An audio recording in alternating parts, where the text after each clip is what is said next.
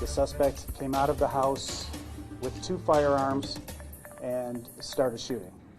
I'm sad to say that Officer Brandon Stalker was struck once and has passed away.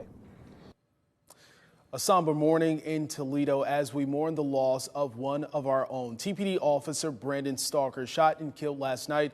His killer also shot to death in a standoff with police. The shooting all started when police tried to stop 27-year-old Christopher Harris.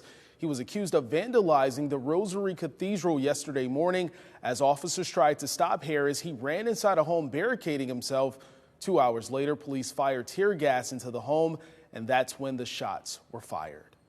This is a very dark and horrific day for the city of Toledo. And it comes at a time when the Toledo Police Department has had to endure too many dark and terrible days in the last 6 months.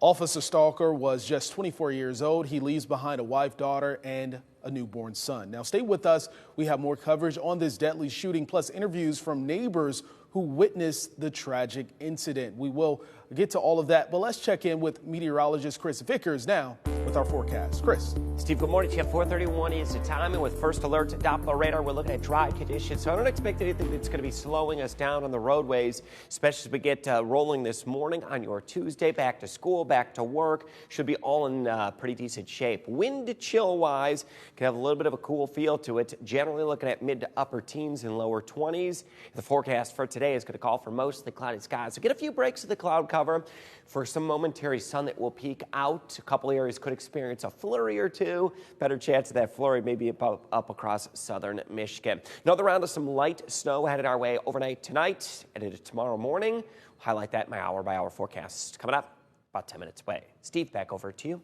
Back to that breaking news. A Toledo police officer killed in the line of duty last night. 24-year-old Officer Brandon Stalker died during a shootout during a standoff in central Toledo. His death comes just over 6 months after his recruitment classmate Anthony Dia was shot and killed in the parking lot of Home Depot while responding to a call. Just before Thanksgiving, Officer Kevin Dumas suddenly died. In 2007, Officer Keith Drussel died in the line of duty. Toledo police tell us Officer Stalker's death marks 32 officer deaths for the department. A number of TPD officers have been shot in the line of duty in the past few years, including Officer Jason Picking, who was shot in 2017. Toledo police have also been involved in a number of officer-involved shootings, the most recent happening just weeks ago at Secor Woods earlier this month. Demetric Kelly was shot and arrested. There was also the shooting death of Kwame O'Neal in late December, in which O'Neal foreshadowed his death on a Facebook Live earlier that night. Now this morning, Toledo's mayor calling the situation heartbreaking, especially with yesterday being Martin Luther King Jr. Day. Mayor Wade Kapsakavich is now reminding all Toledoans to remember Dr. King's words. Dr. King said that, darkness cannot drive out darkness. Only light can do that. And hate cannot drive out hate. Only love can do that. Mayor Kapsakavich also called on all Toledoans to say a prayer for their city and to respond to the horrible events with thoughts of love and light. This morning, Ohio's top leaders are responding to the death of Officer Brandon Stalker. Governor Mike DeWine offering his condolences. He says he and his wife's heart goes out to his family, friends, Chief Crawl, and everyone else at the department. He ordered flags flown at half-staff around Lucas County until Officer Stalker's funeral. Representative Marcy Kaptur says she's sending her deepest condolences and prayers to the family of Officer Stalker. Representative Bob Latta tweeted this message last night, saying in part, Toledo police officer Brandon Stalker paid the ultimate price while on duty serving our community. This morning, we're hearing from neighbors who watched the deadly shootout happen. One woman tells us she saw police come up and clear a home before surrounding the house with 27-year-old Christopher Harris inside. From there, officers tried to negotiate with Harris for 2 hours but were unsuccessful. Then neighbors heard a noise and saw the tear gas being deployed, followed quickly by a burst of gunfire.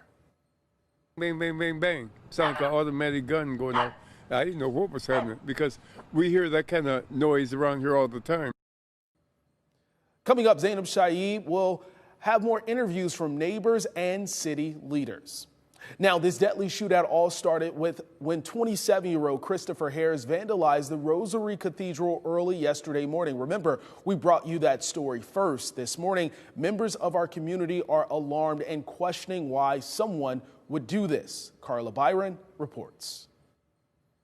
A neighbor called 911 after spotting flames here at the entryway of the cathedral. The church responding, they're grateful. The Rosary Cathedral, an architectural and spiritual treasure, defaced and damaged shortly before 2:30 a.m. Monday. A lot of weddings go over there. A lot of people have been married over there. It's a historical building. It's sad, very sad. Firefighters say someone set fire to the cathedral's entry doors, but the fire extinguished itself before they arrived. The person also spray painted Jesus is black along the walls. A neighbor who saw the flames called 911. Everybody out here is crazy nowadays, man. Everybody more Christian in their life, so I don't know. The Diocese of Toledo says they're alarmed and heart-sickened by the acts.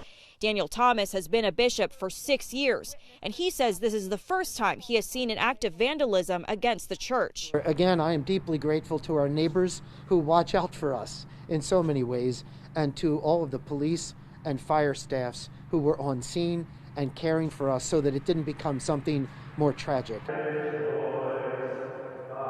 No one was hurt and the church wasn't damaged inside. Neighbors in the Old West End hope police catch whoever did it. We'll be on the lookout for now, though, because the church been there forever. The owner of a church restoration company says he expects the graffiti to be cleaned up sometime this week. Reporting in the Old West End, Carla Byron, WTOL 11. This is a story that will continue to develop over the next few days. You can read the very latest information on the investigation on our website and free news app. Stick around.